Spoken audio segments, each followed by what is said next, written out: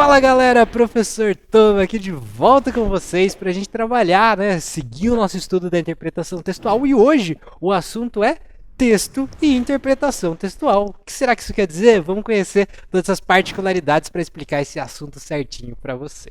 Para começar, eu trouxe aqui a definição do que é texto. Na verdade, não é definição, eu trouxe uma etimologia para a gente iniciar uma reflexão, ok? Então acompanha. Texto, do latim texere, construir, tecer, cujo particípio passado textus também era usado como substantivo e significava maneira de tecer ou coisa tecida, e ainda mais tarde, estrutura. Eu gosto de trabalhar essa etimologia porque nela você vai conhecer algumas propriedades do texto por uma analogia mesmo, e tem a ver com a origem dela. Então, a palavra texto tem a mesma origem etimológica da palavra tecido. Texto e tecido vêm do texere. E assim como no tecido eu preciso organizar os meus fios para eles estarem entremeados e formarem a unidade que é o tecido, no texto não é diferente. Tá? Eu quero que você imagine assim, ó. Eu posso ter aqui um monte de linha solta, é só linha solta. Eu posso ter um tecido, quando elas estão devidamente entrelaçadas, encadeadas. Não é diferente para o texto.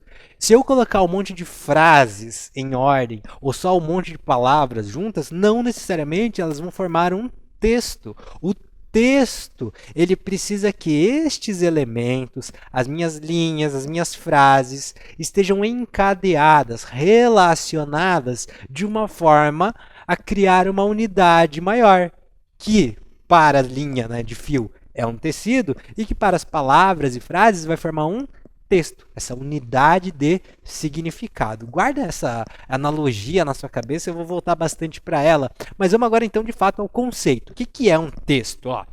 Texto é unidade de linguagem escrita ou oral considerada do ponto de vista da sua estrutura e ou das suas funções e das regras seguidas na sua organização. Um texto é uma unidade semântica e não uma mera sucessão de frases, e é delimitado pela intenção comunicativa do falante. Então, olha só. Texto é uma unidade semântica e não uma mera sucessão de frases. Não adianta colocar uma frase atrás da outra e dizer que isso é um texto. Isso é muito importante para você, quando estiver realizando produção textual, quando for escrever uma redação, esteja consciente. Não é só você botar informação, informação, informação e você vai ter lá um texto informativo. É preciso que exista todo um encadeamento e delimitado pela intenção comunicativa, sendo uma unidade semântica, ou seja, tem um significado, ela transmite um significado como um todo, por isso unidade, e pela intenção comunicativa, por aquilo que é o objetivo. Isso tem consequências que você já deve conhecer de aulas de produção e interpretação textual para delimitar, definir o que é um texto e como que eu vou abordar e estudar ele. Por exemplo, se eu pego a estrutura textual de uma notícia, de uma narração, e eu não estou olhando nem a estrutura de palavras, de parágrafos, eu estou olhando a nível de informação, a um nível macro, semântico. Elas são diferentes. Por quê? Porque elas têm intenções diferentes. Uma notícia, o principal objetivo dela é levar informações. Uma narração vai contar uma história. E olha só, numa notícia eu tenho um esquema que eu chamo de pirâmide invertida. O que é pirâmide invertida? No começo do texto vem as informações mais importantes. Porque essa estrutura, na minha construção do meu texto, é importante. A finalidade da notícia não é informar. Então, eu quero que o meu leitor, ao entrar em contato com o meu texto, logo de cara, já saiba se ele vai ficar interessado naquilo ou não. Então, o mais importante vem primeiro. É diferente de uma narração. A narração, e eu separei aqui a estrutura de 3 atos, ela começa com uma introdução, em que eu vou apenas apresentar os elementos da minha história. Esses elementos vão interagindo, vão passar por um conflito, e aí a atenção do meu leitor vai subindo até atingir um clímax, e esse clímax precisa ser resolvido no desfecho, na conclusão da história. Então olha como eu tenho também essa organização macro ligada a unidade de significado, que serão os textos, ligado à intenção comunicativa. Só isso já me diz muito sobre o texto, o que é um texto e como eu devo interpretá-lo. Porque, por exemplo, se eu pego uma notícia, eu vou interpretar uma notícia, eu vou olhar de cima para baixo, da parte mais importante para menos importante. Já se eu estou interpretando uma narração, eu vou identificar os elementos que vão eventualmente culminar no clímax, porque é assim que eles são estruturados, ok? E aí você tem já uma ideia de como diferentes organizações de palavras vão gerar diferentes textos, porque tem toda essa estrutura macro por trás dele. Eu tenho, por exemplo, da mesma maneira que eu vou entrelaçar fios de maneira diferente para formar diferentes tecidos, eu uso as palavras e a disposição delas de forma diferente para criar diferentes textos, ok? E aí, olha só um exemplo que eu trouxe. Esse texto já apareceu numa prova do Enem, eu retirei da prova do Enem, para a gente analisar alguns aspectos dessa tessitura, de como eu vou entrelaçar os fios do meu texto. Então, observe. Paris, filho do rei de Troia, raptou Helena, mulher de um rei grego. Isso provocou um sangrento conflito de 10 anos entre os séculos 13 e 12 a.C. Foi o primeiro choque entre o Ocidente e o Oriente, mas os gregos conseguiram enganar os troianos. Deixaram à porta de seus muros fortificados um imenso cavalo de madeira. Os troianos, felizes com o presente, puseram-no para dentro. À noite, os soldados gregos que estavam escondidos no cavalo saíram e abriram as portas da fortaleza para a invasão. Daí surgiu a expressão presente de grego. Olha a curiosidade, né? Mas também você vai observar em alguns elementos que estão presentes nesse texto que têm a ver com essa ideia de tecer, de juntar as linhas e formar o tecido. Porque, veja, as palavras e frases estão dispostas aqui, mas não é de maneira aleatória. E eu destaquei aqui o pronome isso. Olha só, o pronome isso, ali onde ele está destacado, em isso provocou um sangrento conflito, o que provocou um sangrento conflito? Opa, quando Paris raptou Helena. Então, olha, eu tenho frases separadas, porque eu tenho ponto final.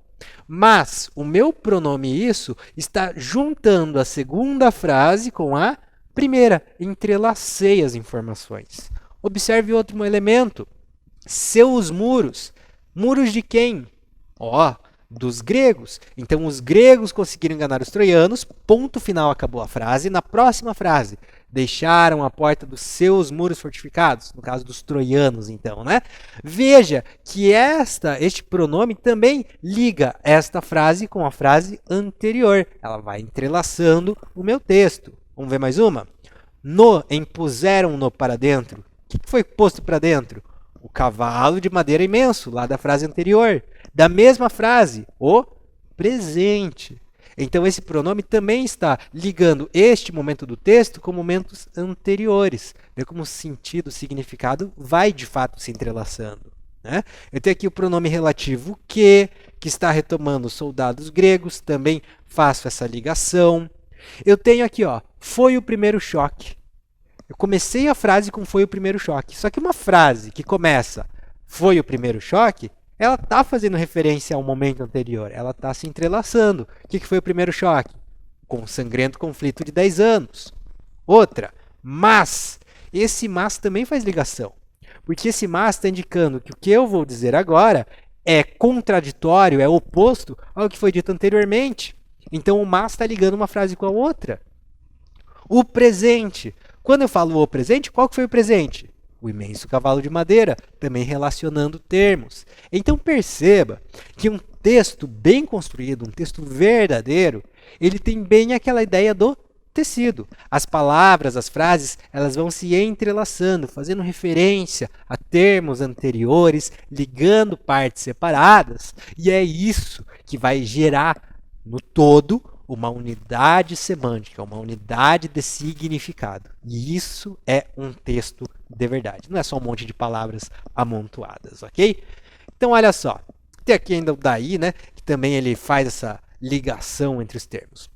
Bom, se eu sei o que é um texto, eu posso falar agora sobre interpretação textual. E eu trouxe aqui uma imagem que estava lá na nossa aula sobre competência leitora, sobre como a competência leitora, a habilidade de leitura, vai muito mais além de apenas decodificar, de apenas reconhecer as letras e palavras e entender os seus diferentes significados. Não. Além de decodificar, né, traduzir aquelas letras da língua portuguesa, eu devo compreender, eu devo entender os seus significados, mas eu devo ir além. Eu devo interpretar. E esse é o ponto mais importante dessa competência leitora. Porque essa é a diferença entre um analfabeto funcional e um bom leitor crítico, um bom leitor ativo, um bom estudante que vai ter uma habilidade, uma competência para resolver questões de interpretação textual. Né? Tanto que a questão é de interpretação textual. Quer dizer que você deve ir além de apenas decodificar, você deve ir além de apenas compreender. Nós temos que olhar muito além de apenas do que está escrito, do significado de cada palavra escrita. Nós temos que observar um exemplo, a tessitura, a maneira em que as frases estão entrelaçadas umas nas outras, para que assim entrelaçadas gerem o significado, gerem aquela unidade semântica, tá certo? Então olha só, o que significa interpretar? Ó, trazer conhecimento prévio para comparar ao conteúdo do texto sendo interpretado. É isso. Quando você entra em contato com o texto, imediatamente o texto tem as informações dele. Mas toda a informação dele que você pegar para si, ela vai ser colocada, vai ser confrontada com os conhecimentos que você já tem, os conhecimentos de vida. Então, inevitavelmente, interpretar é trazer o próprio conhecimento prévio. Além disso, absorver o conteúdo apresentado, relacionando novas informações com aquelas já possuídas. Né? Então, toda a informação que está ali no texto deve estar ou ser colocada diante das informações que eu trago comigo. Aí eu vou estar interpretando. Além disso, produzir sentido, analisando o conteúdo de forma crítica e relacionando ideias apresentadas e ideias exteriores ao texto. Eu vou observar não só aquilo que eu li, o que eu sei de mim e o que eu sei do mundo. Talvez esse texto tenha relação com outro texto, talvez seja uma resposta, uma referência. Talvez o texto faça referência a outro texto e eu tenha que conhecer ele. Talvez o texto exija uma reflexão de mim ou do mundo em que eu vivo. E tudo isso vai além dele. Tudo isso é interpretar, muito além de apenas decodificar, muito além de apenas compreender. A interpretação é um processo ativo em que você coloca leitor e leitura frente a frente para que eles compartilhem, troquem informações e essa troca de informação gere sentidos, gere significado, tá certo? Olha só, eu trouxe aqui um exemplo de um texto não verbal, né, mas é uma unidade de sentido para a gente interpretar. Esse aqui é o Congresso Nacional, tá certo? Você talvez reconheça, feito pelo Oscar Niemeyer, né? Só que no Congresso Nacional existe algo muito interessante ou peculiar, que são as câmaras. A Câmara dos Deputados e a Câmara dos Senadores. Você já deve ter visto isso em algum momento da sua vida, que a Câmara, as duas câmaras são no formato de uma meia esfera, né? uma coisa meio côncava, e a Câmara do Senado é voltada para baixo, como se ela estivesse fechada, enquanto a Câmara dos Deputados voltada para cima, como se ela estivesse aberta. Por que esse elemento foi utilizado, foi feita essa escolha, né, na construção dessa obra como um todo? Existe uma simbologia, existe um significado. Só que para interpretar o significado, eu preciso de alguns conhecimentos. Primeiro, eu preciso saber que esse prédio é do Congresso. Eu preciso reconhecer que existe uma diferença entre a Câmara do Senado e a Câmara dos Deputados. A Câmara dos Deputados representa o povo. A Câmara dos Deputados deve ser de conhecimento geral, deve estar aberta a discussões, deve estar aberta, simbolizado então pela concavidade para cima. Já a Câmara do Senado envolve mais discussões fechadas entre os senadores que representam os estados, e não o povo em si, mas os estados, as unidades federativas. Então essa discussão é muito mais fechada. Veja como existe um significado. Só que eu preciso ir além do meu texto, eu preciso ir além da obra para interpretar este significado. Isso é a interpretação textual. A gente viu ela com uma imagem, né? Mas isso deve e obrigatoriamente ser aplicado a textos, para que eu reconheça no meu texto todos os elementos inerentes a uma boa interpretação. Eu trouxe um exemplo para a gente trabalhar. É um pouquinho extenso, mas acompanha a leitura. A partida era na Central, com seu relógio enorme, o maior do mundo. Marcava 6 horas da manhã. Ângela Praline pagou o táxi e pegou sua pequena valise. Dona Maria Rita Alvarenga Chagas Souza de Melo desceu do Opala da filha e encaminharam-se para os trilhos. A velha bem vestida e com joias. Das rugas que a disfarçavam, saía a forma pura de um nariz perdido na idade e de uma boca que outrora devia ter sido cheia e sensível. Mas que importa? Chega-se a um certo ponto e o que foi não importa. Começa uma nova raça. Uma velha não pode comunicar-se. Recebeu o beijo gelado de sua filha, que foi embora antes do trem partir. Ajudara-a, antes, a subir no vagão, sem que neste houvesse um centro. Ela se colocara do lado.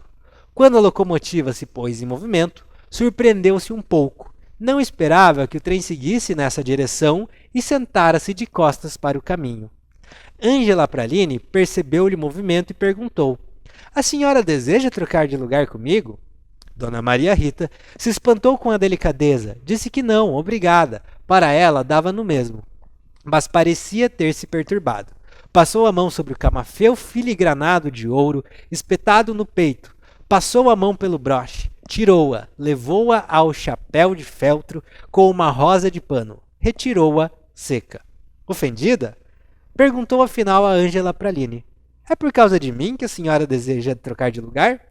Ângela Praline disse que não. Surpreendeu-se. A velha se surpreendeu pelo mesmo motivo. Não se recebe favor de uma valinha. Esse é um trecho do conto A Partida de Trem, da Clarice Lispector. Seguinte, se você fez uma leitura passiva, né, você talvez parou na compreensão. Você entendeu que é uma história, que ela fala de duas moças que foram pegar um trem e foram viajar. Até aí, tudo beleza, tudo certo. Talvez você tenha tido alguma dificuldade na compreensão por causa de termos como camafeu filigranado, né? Como chapéu de feltro. Talvez você conheça, talvez não.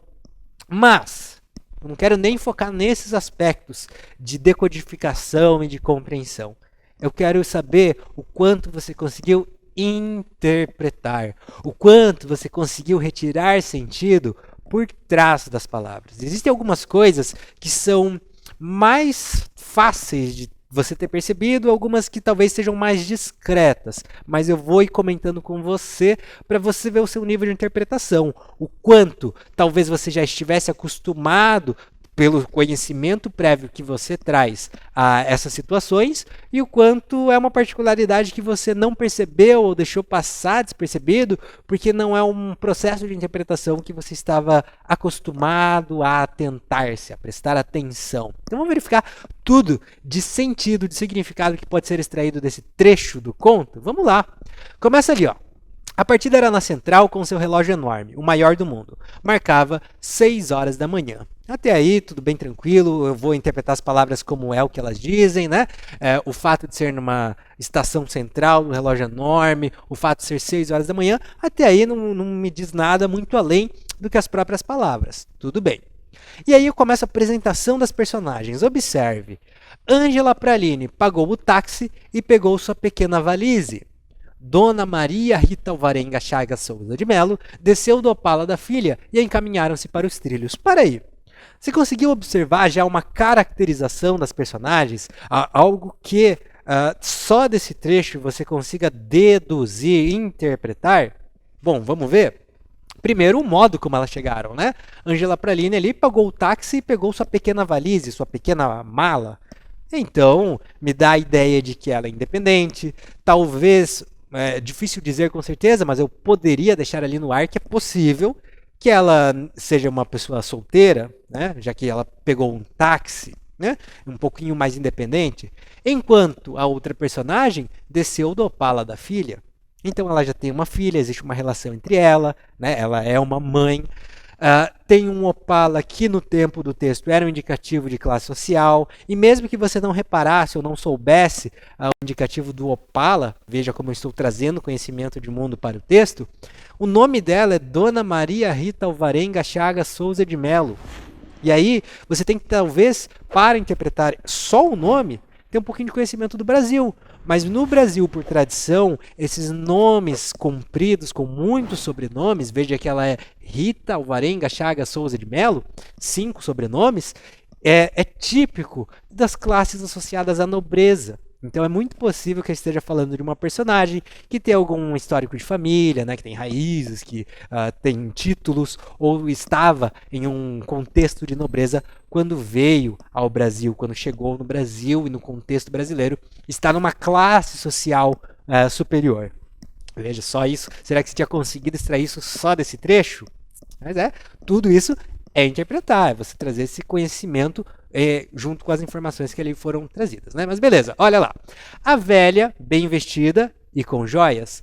Veja que em nenhum momento anterior foi dada a idade de Ângela Praline e da Dona Maria Rita. Mas ele já faz referência à velha, bem vestida e com joias. E eu imagino que essa você tenha interpretado sem nem perceber. Qual das duas é a velha? É aquela que tem a filha. Isso depois vai ficar mais claro no texto, mas até esse momento não havia nada. A velha poderia muito bem ser a Ângela Praline. Só que eu garanto que na leitura você já sabia que se tratava da Dona Maria Rita. Você já interpretou de maneira automática. Show de bola. Olha lá.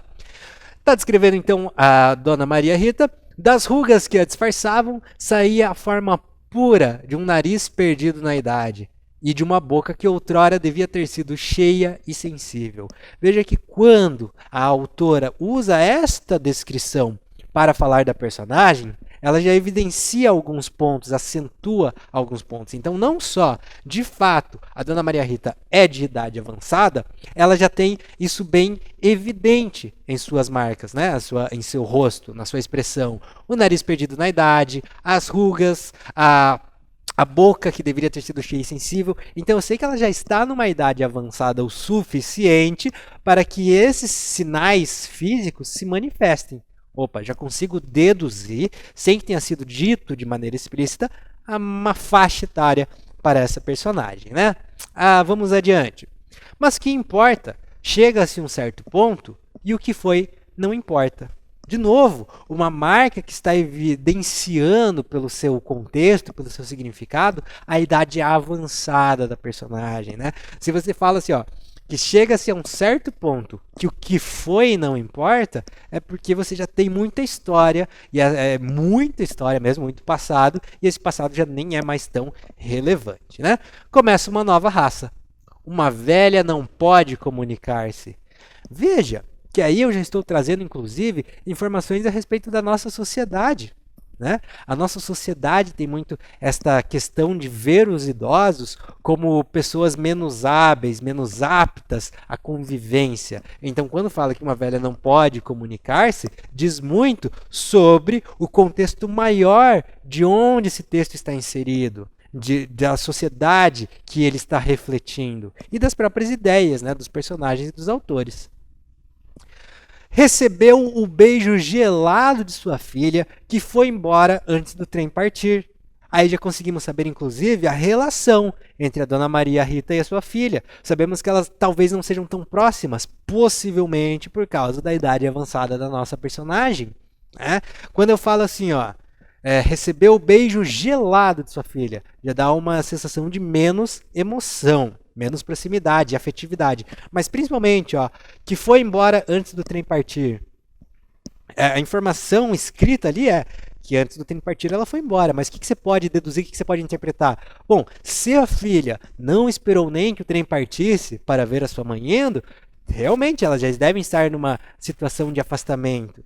E talvez, inclusive, você possa deduzir que isso seja um cenário mais típico na nossa sociedade, falando das camadas economicamente mais elevadas, né? Como é o caso, pelo sobrenome, da Dona Maria Rita Alvarenga Chagas Souza Melo, em que a sua filha provavelmente tem tantos assuntos e negócios a tratar que na pressa, não tenho tempo de esperar sua mãe partir de trem, né? O que já diz muito sobre a relação entre elas. Mas veja, ó, que tudo isso que é possível deduzir sobre status e condição social, sobre a relação entre a Dona Maria Rita e sua filha, até agora a gente está deduzindo de coisas, de outras coisas que estão sendo ditas. Então isso é interpretar, é ir além. É você conseguir situar esse texto no mundo e pela posição que ele ocupa, pelas palavras que são ditas, pelas informações que são trazidas, você conseguir linkar com outras situações que você já tem, que você já trouxe. Tá? Vamos lá. Ajudara antes a subir no vagão. Então, eu já sei que a Dona Maria Rita, que é velha, que já ficou bem evidente, também está numa idade em que ela precisa de ajuda, né? Sem que neste houvesse um centro, ela se colocara do lado. Veja bem, eu sei que ela se sentou numa lateral, mas também, quando ela diz sem que neste houvesse um centro, a preferência dela não seria estar na lateral. Talvez ela não quisesse olhar para a janela, olhar para a paisagem. Alguma coisa pode ter de significado por trás disso. Mas eu sei do fato é que ela se sentou à janela. Quando a locomotiva se pôs em movimento, surpreendeu-se um pouco. Não esperava que o trem seguisse nessa direção e sentara-se de costas para o caminho. Aí, existem debates linguísticos acima desse conto que talvez digam de toda uma metaforização.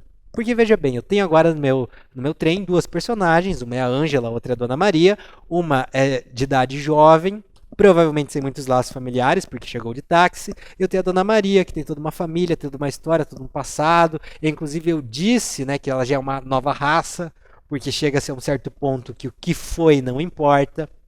E aí eu tenho essas duas personagens, e uma delas está virada de costas para o trem. Ela não está olhando para frente, ela está olhando para trás. Enquanto a Ângela, a personagem nova, ela sim está virada para frente, para o futuro. Então pode haver essa metalinguagem por trás. Essa é uma interpretação um pouco mais aprofundada, mas é possível extrair só da posição das personagens, do contexto que inicia o conto, e isso talvez ficaria mais evidente com a leitura integral do resto da história, mas eu tenho essa divergência entre as personagens, essas posições, entre a personagem mais nova, olhando para frente, olhando para o futuro, e a personagem mais velha, que sem querer sentou-se de costas para a direção do trem e está olhando para trás, está olhando para o passado. Mas beleza. Ângela Praline percebeu-lhe o movimento e perguntou. Aqui eu quero fazer só uma observação. Vamos sair um pouquinho do texto. Veja como a interpretação textual vai muito além, né?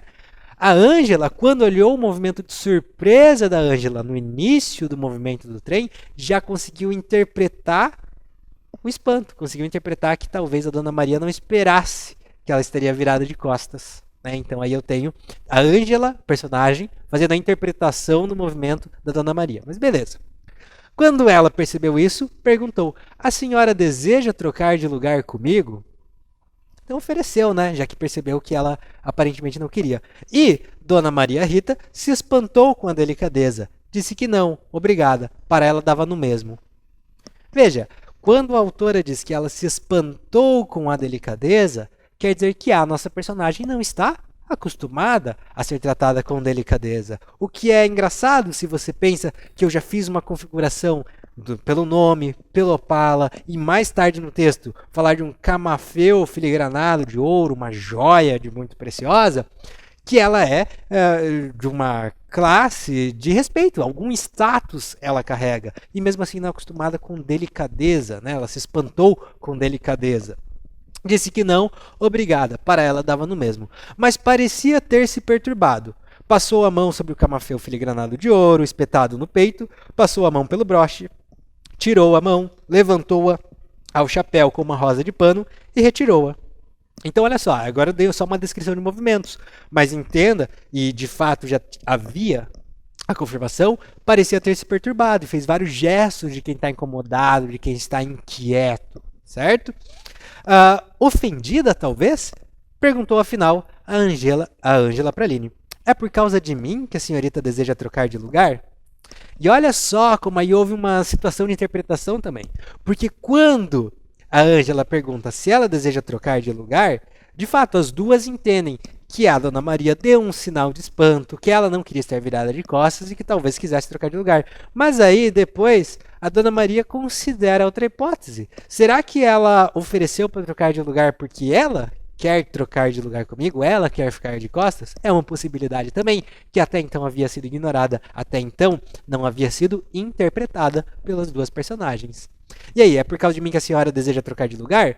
Angela Praline disse que não, surpreendeu-se e a velha se surpreendeu pelo mesmo motivo. Não se recebe favor de uma velhinha. Né? Então, essa gentileza, essa troca de gentilezas gerou espanto nas duas, porque no contexto do meu texto maior, eu estou retratando o quanto as pessoas idosas de maior idade tem essa dificuldade e essa estigmatização da sociedade. Né? A sociedade vê o idoso como um peso, vê o idoso como alguém que só trabalha, só incômodo e não para ter gentilezas. Isso tudo retratado aqui no texto, se eu interpretar, se eu for além.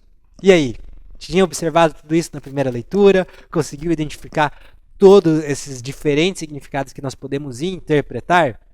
Tudo isso é realizar uma boa interpretação, é realizar uma leitura ativa, pensante e que depois, lá no seu vestibular, vai fazer toda a diferença entre você entender e acertar uma questão ou ficar perdido, não entender o que a questão está pedindo. Então a gente tem que olhar para o texto dessa maneira, uma forma interpretativa, exercer a competência leitora e ir muito além, trazer o nosso conhecimento em conflito com o conhecimento do texto. E aí esse conflito gera significado, ok? Para a gente fechar, quando eu penso em realizar uma interpretação textual, eu tenho aqui para você estratégia e táticas dessa prática de interpretação textual. Então, estratégia, aquela coisa mais ampla, leia muito. Quanto mais você lê, mais fácil fica a interpretação. Algumas das interpretações que eu fiz do texto anterior, eu tenho certeza que você também chegou. Talvez algumas não. Aquelas que você chegou são interpretações que você já tinha familiaridade pela leitura, pelo conhecimento. Então, quanto mais você lê, mais fácil fica interpretar. Leia muito, tá? Crie familiaridade com vocabulário, com léxico, com contextos, com situações. Quanto mais você conhecer do mundo, mais fácil vai ser fazer essa interpretação, porque aí você vai linkar essas diferentes ideias, ligar essas diferentes ideias de maneira muito mais natural, muito mais tranquila. E, por fim, com ênfase e exclamações, pratique. A interpretação textual é um processo complexo. Ela é um processo multidisciplinar, interdisciplinar, que exige o seu foco, a sua atenção. Não é só decodificar palavras, não é só entender as letras que estão escritas, entender as palavras. É ir além. E para isso, você precisa de prática. No momento que você for praticar, quais as táticas são recomendadas para você utilizar? Pois bem, primeiro, leia o texto todo. Leia o texto inteiro, sem procurar muitas minúcias, para você ter uma ideia geral. Qual é a intenção comunicativa daquela unidade textual? Fez isso? Beleza. Releia, se necessário, para compreender. Algum trecho não ficou claro? Alguma parte você não tem certeza o significado, se você entendeu? Então releia. Tenha a compreensão total do texto, porque só com a compreensão total é que você vai conseguir dar o passo além e interpretar. Interpretar é preciso. Okay? Identifique as ideias principais, essa é uma dica que eu gosto de dar aos meus alunos. Tá numa prova de vestibular, tem aquele texto que tem 2, 3, 4 parágrafos, ou às vezes até maior. Cara, identifique as partes principais do texto e em cada parte as ideias. Então, o primeiro parágrafo tem uma ideia que é diferente da ideia do segundo, por isso estão separados em parágrafos, né? Faz parte da forma e função do texto, como vimos falado no início da aula. Então, identifique qual é a ideia de cada parágrafo. Anote do lado, este parágrafo apresenta o tema, este parágrafo defende um ponto de vista, este parágrafo apresenta uma opinião. E aí você vai conseguir mais facilmente interpretar e lidar com esse texto. Se a sua pergunta, né, o enunciado da questão, fizer referência a alguma parte específica, você vai saber onde ela está, porque você fez essa identificação. Facilita muito, tá legal? E, principalmente, retorne ao texto sempre que é necessário. Retorne ao texto. Se você está respondendo uma questão, a questão está baseada, apoiada no texto. Então não adianta você ler, ter uma noção geral e disso responder. Busque sempre aquela confirmação de resposta, aquela certeza do que você está lendo, do que você está interpretando e do que você está respondendo. Ok? Tenha certeza, porque as informações estão lá, as informações estão em você e é dessa interação entre você e o texto que você vai conseguir tirar todo o significado da interpretação textual. Belezura, galera? Espero que a aula de hoje tenha ficado clara. Se não, dá uma revisada no nosso vídeo. Garanta seus estudos, leia muito e pratique interpretação, que nós continuaremos nosso estudo da interpretação textual nas próximas aulas. Até lá! Tchau, tchau!